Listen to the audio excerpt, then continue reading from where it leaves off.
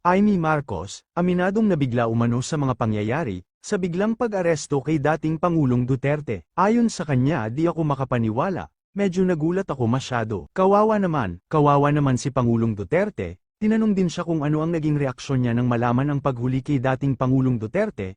Ayon sa senador, well, ang akin kasi, di na tayo natuto, gulo lang ang dulot nito, di na tayo natuto, itong paulit-ulit, walang pakinabang sa mga naghihirap sa bayan ang bangayan ng politika, parang naging siklo na tayo na ganito. Gumanda ba ang buhay natin dahil sa pamumulitika? Umasenso ba ang Pilipinas? Hindi na tayo natuto. Matatanda ang isa sa mga hindi pumirma si Senador Amy Marcos para ma-impeach si VP Sara Duterte.